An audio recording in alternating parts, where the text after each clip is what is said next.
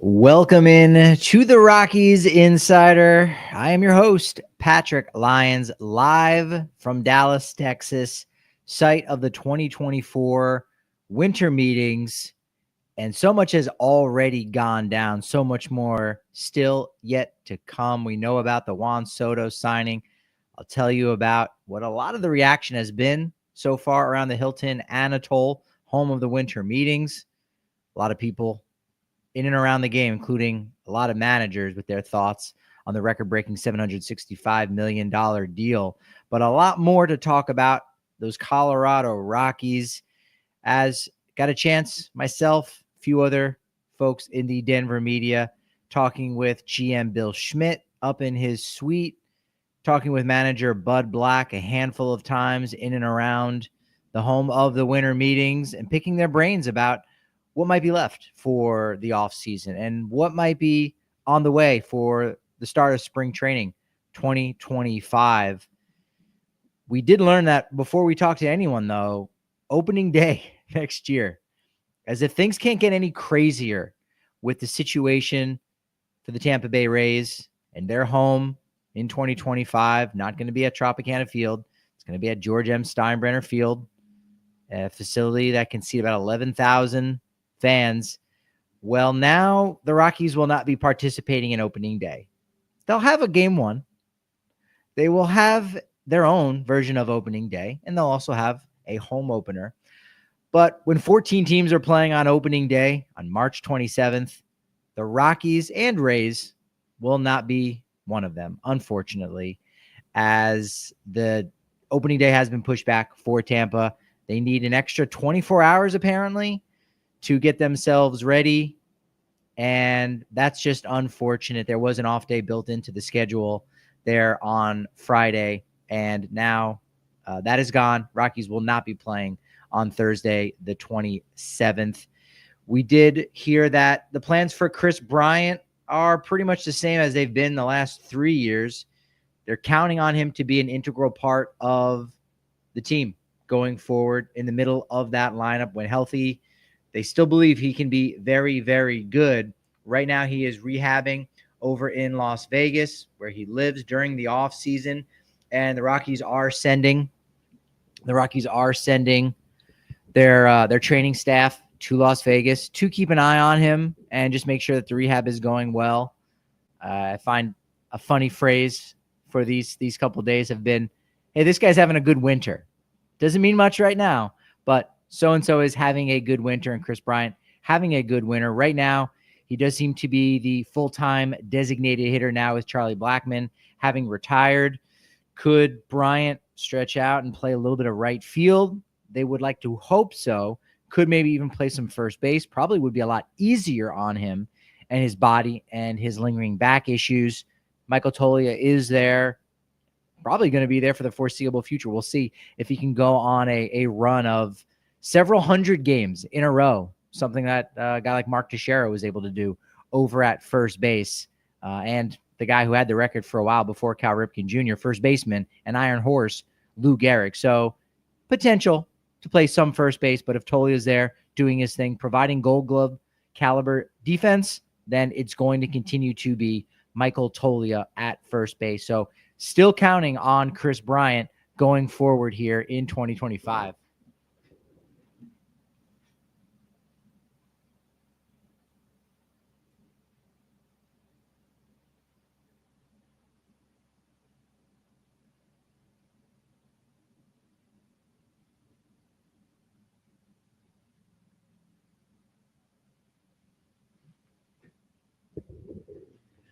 I am hoping that takes care of my AC issues. The hotel that I'm at is basically in an exit lane on the highway here in Dallas, so it's very loud. So I've had to crank the fan, crank the AC in order to create some white noise to stay focused when working or certainly when sleeping. So we should be good now.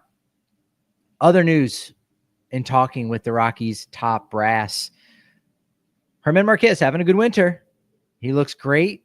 Came to Denver, was able to get out before the recent cold snap. Antonio Senzatella looking a lot slimmer. Ryan McMahon, who was really hampered by injuries, just really beat up.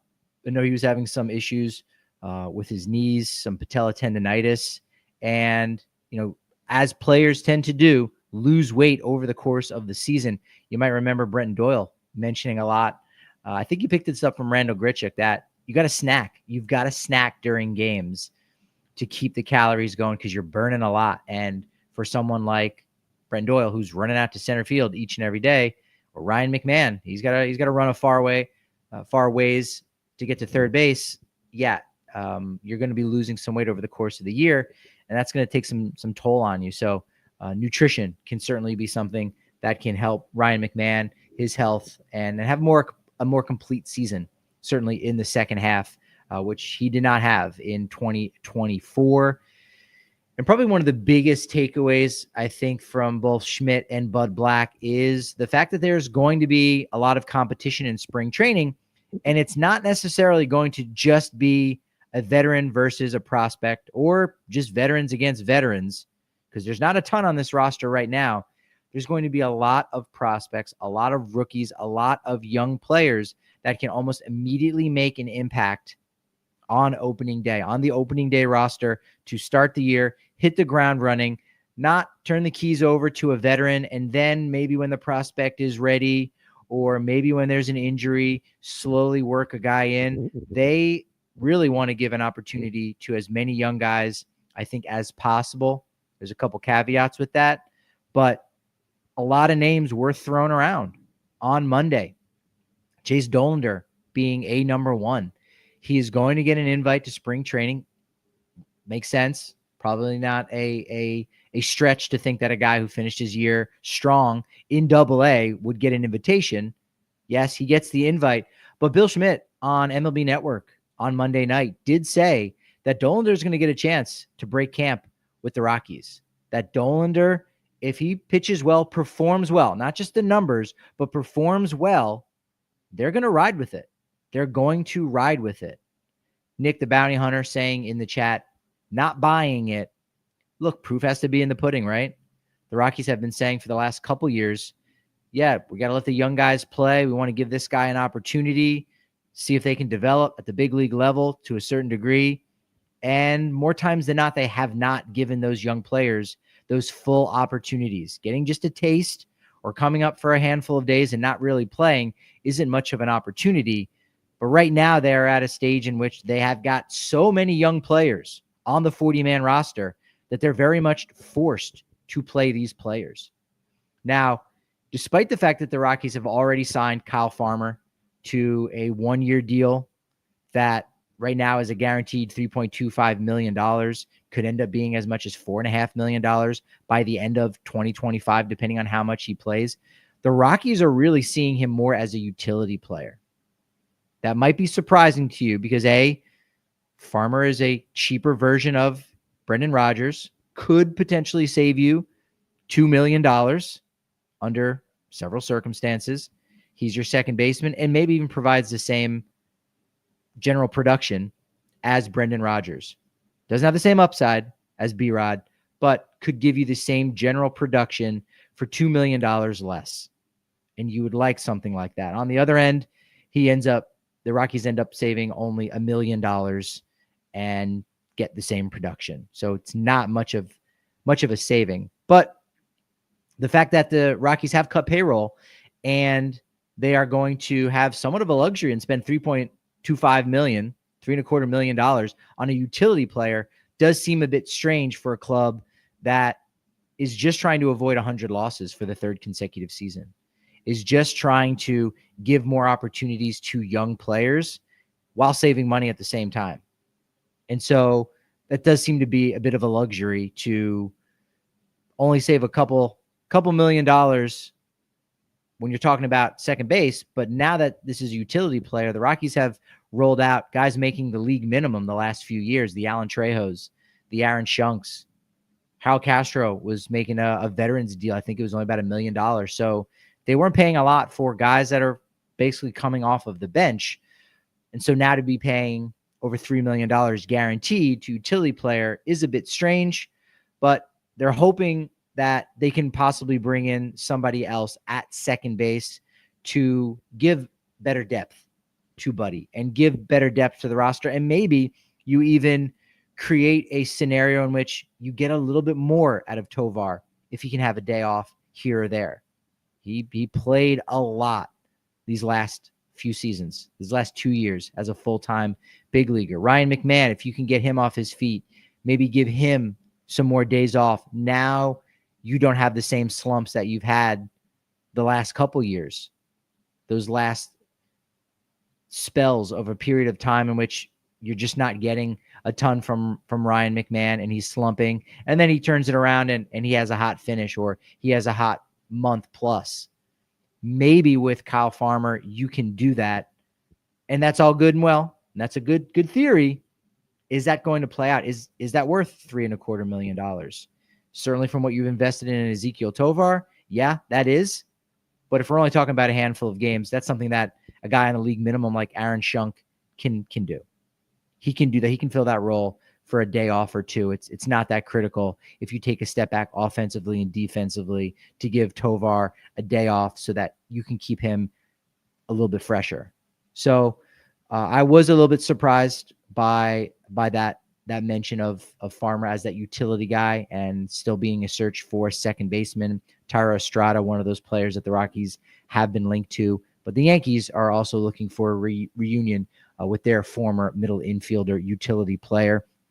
Other prospects thrown around. Chase Dollander was one of the biggest ones going to get that opportunity during spring training.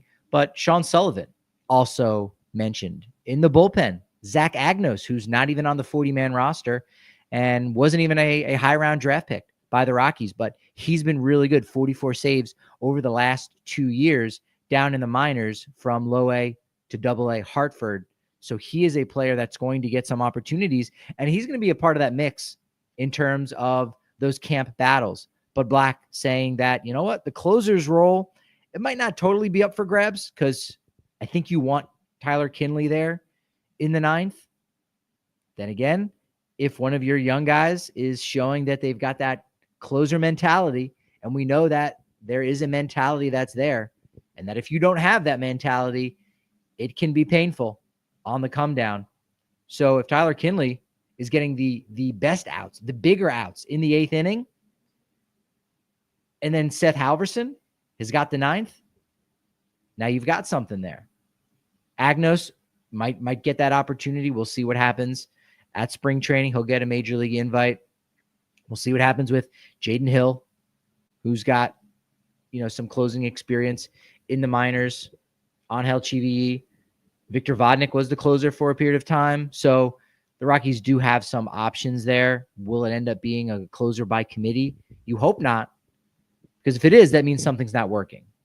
But if someone like Vodnik or Chivi or Seth Halverson end up taking that spot, then you've got that lockdown. Everybody else can fill in behind them. So I tend to think that maybe Halverson could be the favorite going into camp. I don't know that he has the job right now. No one does. But I think maybe Seth Halverson could be that guy at the bullpen. Zac Veen mentioned, Jordan Beck. We know those two guys, one from the right side, one from the left-hand side, could be the starting right fielder. You could even have a scenario, depending on how it shakes out. You probably would bet against it, but it could shake out where Nolan Jones has a bad spring. Maybe some of the injuries that plagued him in 2024 rear their ugly head, and you actually get both. You get Veen and Beck in left and right field. That is a certainly a potential. Another name that was mentioned that I thought was curious, I asked Buddy about the catching situation because a couple of days ago, we know the Rockies signed Austin Nola to a minor league deal, and he is a guy that has a big league pedigree. Rockies know him well from his time with the San Diego Padres, and got the inkling that, you know what, Nola could be a strong choice to be the backup catcher to Jacob Stallings on the opening day roster. I really could see that scenario, especially with Goodman and Romo both having options. One of those two needs to be playing regularly in AAA. And yet a veteran was brought in, which lets you know that the confidence level might not be terribly high. Or again, it could be be there to help push these guys and be another ear to pull, another shoulder to lean on. Jacob Stallings is only one man. He can only do so much for Romo and Goodman, but Nola, maybe he's able to be there to provide that for the Rockies. So we'll wait and see what happens. So you've got 4 guys for 2 spots. Stallings is definitely going to be the guy that they lean on the most for the starts during the beginning of the season. We'll see what happens in the second half, because after 80 starts, the incentives, the escalators start to increase for Stallings and becomes more and more expensive. But the other name I thought was interesting was Braxton Fulford, a guy who the Rockies have been really high on since he was selected a couple years ago. He even went down to the Arizona Fall League incredibly quickly after making his pro debut. So he is a player that they like a lot. And Buddy said, yeah, I'm going to throw Fulford into that mix as well. So could Romo get passed up on the depth chart by Braxton Fulford? I'd be surprised, but a lot less so now that the Rockies are looking at Fulford as being a true option, as being a future big league catcher that they can really utilize. It's one of the reasons why they were able to give up a player like Cody Huff to the Guardians in that Cal Quantrill deal this time last off season. Benny Montgomery is going to be in big league camp, as will Northwest League MVP Kyle Karros, still yet to play a single game in Double-A, yet, as Buddy sort of joked, hey, if you're the MVP, you deserve a big league invite. It's a lock. So Kyle Karros, look, Jordan Beck was in High A Spokane at the end of 2023, and he debuted early in 2024. Could we get Kyle Karros also in Denver at Coors Field by May of 2025? It is absolutely possible. It is absolutely possible. Brianna, thank you for joining the chat. Appreciate you, as always, jumping in over on the YouTube side on the Rockies Insider Podcast. Other news, Roki Saski posted by the Chibalote Marines on Monday. I did ask Bill Schmidt about Roki Saski, and Schmidt said, yeah, I've talked with his agent, Joel Wolf.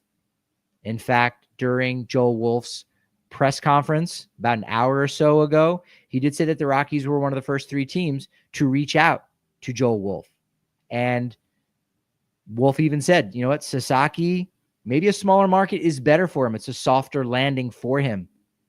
That could be something that he's looking for. He's had an interesting life, a rough life, and nothing is guaranteed. So waiting around 2 years to be 25 years old and then possibly getting a deal as otherworldly like Yoshinobu Yamamoto when he got $325 million before he threw a single pitch in the majors. He got that money because he was 25 years old. Got to be 25 or older to get that access as a true free agent. But Sasaki, only 23 years old, doing it the Ohtani route. Hey, I just want to start playing in the majors, get my career going. I'll worry about making money later on. And so the Rockies, who actually have one of the larger international bonus pool money available out there, they could make a play on Sasaki. But I tend to think that it's going to be a lot more of the intangibles that Sasaki is going to be looking after. Money is not going to be the biggest factor for him. As such, the fact that the Rockies have the most money or are up there isn't going to be integral, I think, in this conversation. But it was good to know that, hey, the Rockies have been in contact. Matthew asking in the chat, Soto signs with the Mets. Am I happy for the Finkster? Yeah, Ryan Finkelstein. I am happy for him that he has $765 million man. One player does not win a World Series, but I am happy for Ryan. I've yet to talk with him. Probably should shoot him a text and say, hey, congratulations on your big signing there. Tonight is the MLB Draft Lottery, Tuesday night. I believe that's going to be 3:30 Mountain Standard Time. Rockies have a 22.5% chance of getting the first overall pick. They've never selected first overall. And last year during the draft, when they were down to 3 teams, Guardians had a 2% chance. I think the Reds had a less than 2% chance to get the first overall pick. And the Rockies were right there. They were one of the last 3 teams with their 12 or something percent chance, 15% chance. And it didn't go their way, and they got the third pick, which is fine. They got Charlie Condon. But maybe this year it goes a little bit better than last year. As you mentioned, Matthew, Juan Soto. What was really interesting is Monday was the 24th anniversary of Mike Hampton signing that 8-year, $121 million deal, the largest in the sport at the time, that being for 2 more days until A-Rod signed his massive deal. Hampton signed that contract during the winter meetings, which was also in Dallas, Texas. Soto multiplying what Hampton made 24 years ago, multiplying it by 7. $121 million all the way up to $765 million. With escalators, that deal can go beyond $800 million. No deferrals in this deal. There is a full no trade clause for Juan Soto. And yes, there is an opt-out in there after 2029, but there is a opt back in by the Mets. Basically, they just have to tack on an additional $4 million over the next 10 years, $4 million annually. So it's a $40 million that they've got to throw him if he decides he does want to go into free agency. I'm sure they'll work something out when that comes to fruition. But that's only in 5 years from now, when he's going into his age 31 season. He just turned 26. He just turned 26. 15-year deal. Plays until he's 41. I mean, Pujols did. It got dicey at the end, but you don't sign these deals worrying about a player on the wrong side of 30 or even in their late 30s and early 40s. It's not why you sign these deals. It's absolutely not. This is my first time talking about the Soto deal, and it's already been put out there by many different people. I don't know what new reflections I can put on it other than it's wild to think that besides it being the first $500 million contract, first true $500 million deal, Dodgers are only paying Ohtani $460 million, only, quote unquote. Again, what he makes on the back end because of the deferrals is not what the Dodgers are paying. For it to be a team paying a player for the first time, $500 million is wild, but it's also the first 600, first 700, and could end up being the first $800 million deal. It's the largest in pro sports history, and the Mets aren't done yet. They could bring back Pete Alonso. Alex Bregman has been a player that they've been linked with. They've already signed Clay Holmes, 3 years, $38 million. Frankie Montas, 2 years, $34 million. Those are not nothing deals, but you look at their roster right now, and they're not the world beaters like the Los Angeles Dodgers. They're still not there at all. Boston was there in the running. They might end up being better off without Juan Soto, especially from some of the Red Sox beat reporters that I've spoken to. You can do a lot more with more players than you can with just one. Walker Buehler now tied to them.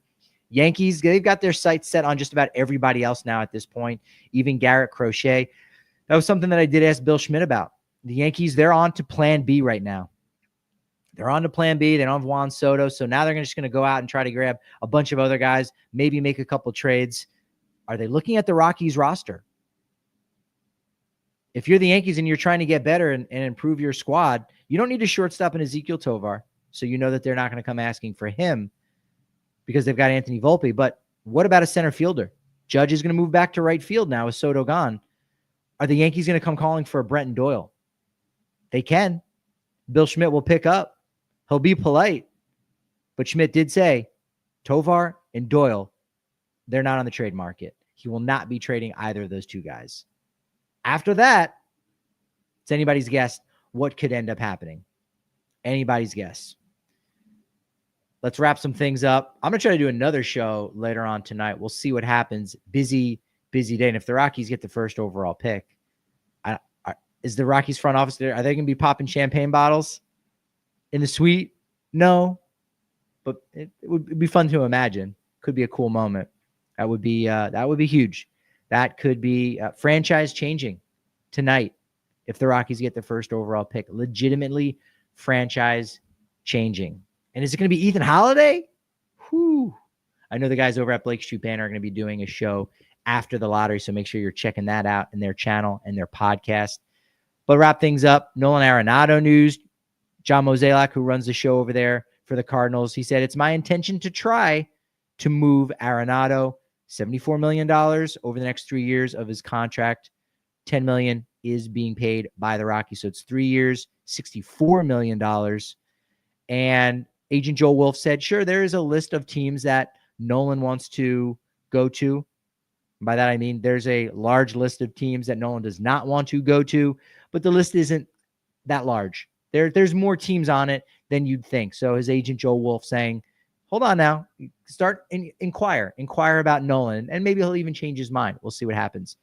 Houston is not ruling out a deal that could involve Framber Valdez and Kyle Tucker. That's called asset management. We've been talking about that. I've been talking about that. It allows you to regenerate as the dynasty maybe comes to a close. Joe Espada was asked that during his Astros manager meeting. Hey, you've been knocked out of the postseason the last 2 years. These guys are approaching free agency. There's not a ton coming up the pipeline. How are you going to keep this alive? That's how you do it. You trade your best players before they reach free agency. Tigers interested in Paul Goldschmidt. What does that mean about former first overall pick in 2020, Spencer Torkelson?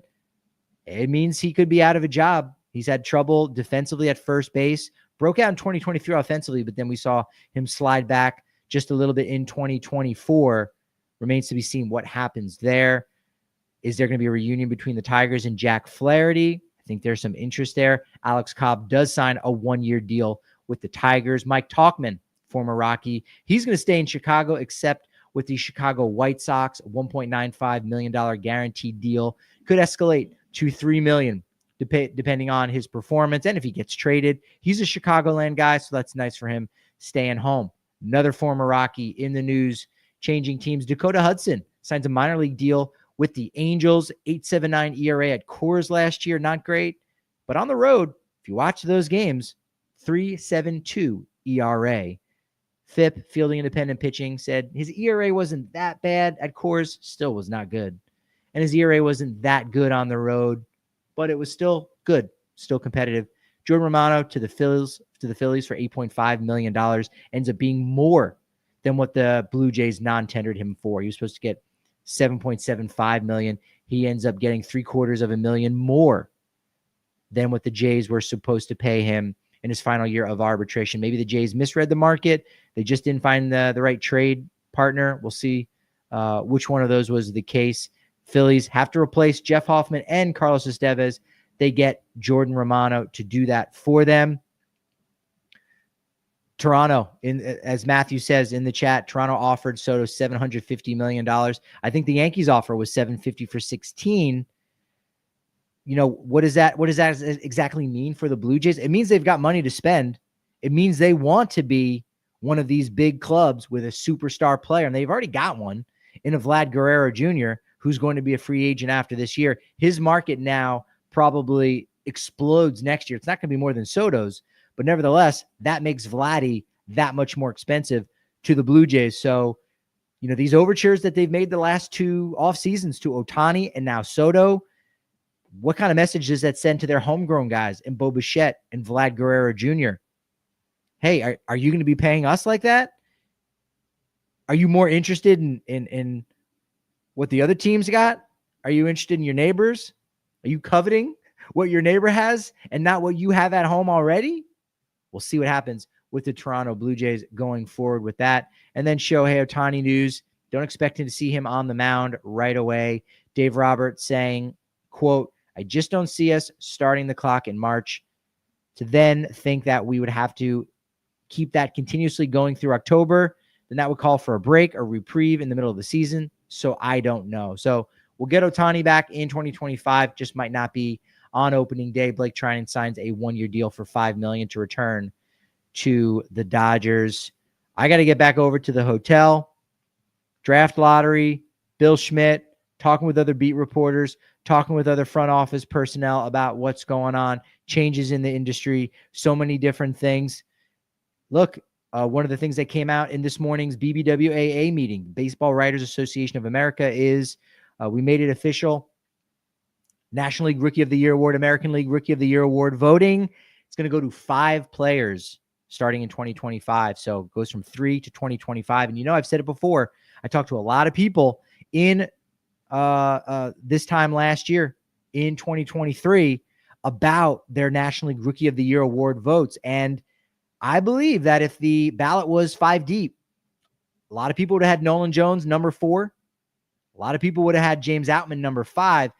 And Nolan Jones would have actually finished 3rd place in National League Rookie of the Year award voting. But because there was only 3 players you could vote for, that changes the dynamics. Jones finishes in 4th. James Outman finishes in 3rd. Going forward, we might not have a situation like that as the ballot goes from 3 to 5. I'm in Dallas, baby. Thank you. Jeanette, hey, what's going on? Another wonderful people over at Coors Field. Appreciate the love. Yes, updates. Plenty more coming tonight. We'll see if I can get another show in. Had a good time over at the Official League. Got to give them a shout out. Official League had a cool party and great food, great swag that they were giving away. It was awesome seeing Sean Spradlin. You know him from all his World Baseball Classic coverage and international baseball stuff. He's working for Warstick, still doing some great things. Give him a plug. Make sure you're following him on all the social media platforms. He's amazing. Great catching up with him and so many other people. I dropped some more names. I got to go pick them up. Shouldn't do that, but nevertheless, I can be a bit of a braggart at times. My apologies. But look, thank you. No apologies, just thanks for joining me, for giving me this momentum here. I need it. I'm running on fumes already, running on caffeine, lack of sleep. But look, this is the time to do it. This is the time to grind at the 2024 winter meetings. Your time on social media is all the time at Patrick D. Lyons or at Patrick D. Lyons MLB. Drop me a line. DM's always open. Appreciate the momentum, but as I like to say, that momentum can only be as good as my next show. So naturally, I'll talk to you then.